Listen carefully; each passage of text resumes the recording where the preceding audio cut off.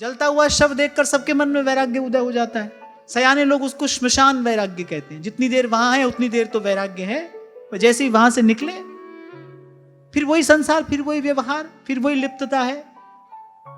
किसी के मन में थोड़ी थोड़ी अधिक देर का रह जाता है, पर ऐसे वैराग्य से काम नहीं चलता है। महर्षि अष्टावक्र ने कहा प्रौढ़ वैराग्यम आश्रित्यम।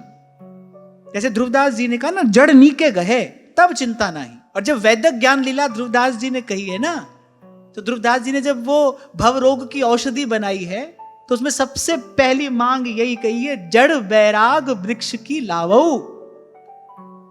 जड़ वैराग वृक्ष की लावो। इस बात का विचार करना चाहिए। बोले उस वृक्ष की जड़ लेकर आना, फूल पत्ती से काम नहीं चलेगा। जड़ वैराग वृक्ष की लावो। किसी वृक्ष की जड़ आप तभी तो लाएंगे ना जब उसकी जड़ होगी, गहरी होगी। तो कहा जड़ वैराग वृक्ष की लावो।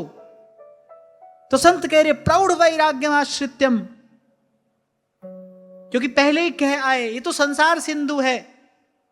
यहां तो त्रिगुण के बड़े बड़े थपेड़े पड़ेंगे, बड़ी बड़ी लहरें उठेंगी। आपका वो जो वैराग्य है वो दुर्बल ना पड़ जाए, वो धूमिल ना पड़ जाए, डोल ना जाए आप। बड़े से बड़ा सुख, बड़े से बड़ा दुख, और जो थोड़े सुख दुख से डोल जाए वो थोड़े में ही रहता है। ध्यान रखना, जितना दृढ़ संकल्प करोगे उतनी अधिक कठिनाई आने की संभावना है। क्योंकि भगवान की माया का तो एक ही कार्य है, जीव को भगवान से विमुख करना है। कैसे भी करे, वो कैसे भी करे। आज भी महाराज जी से चर्चा जब हो रही थी तो यही बात चर्चा में निकल कर आई। कहीं तक भी पहुंच जाने के बाद भाई भगवान की माया का भय बना रहता है। और महाप्रभु जी ने यही सावधान किया, यही डरा हरिवंश हित। जीव विमोहित हो जाता है, हो सकता है। इसलिए बार बार इसका विचार करना चाहिए। वो जो संसार से दुख मिला है उसको भूलिए मत, उस मार्ग पर दोबारा मत जाइए, उस पथ पर फिर पांव मत रखिए। थोड़ा कठिन तो है, ये थोड़ा कठिन है, पर भगवान सहाय होते हैं।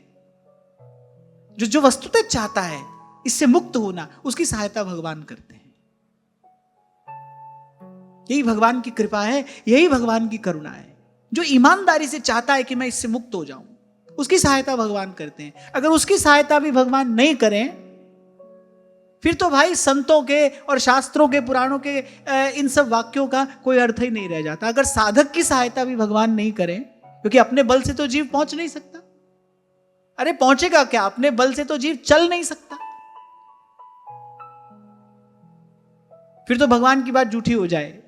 करऊं सदा तिनकी रखवाई।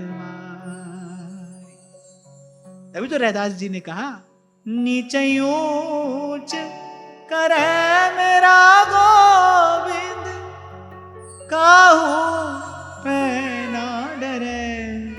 ना डरे ऐसी लाज तुद बिन कौन करे।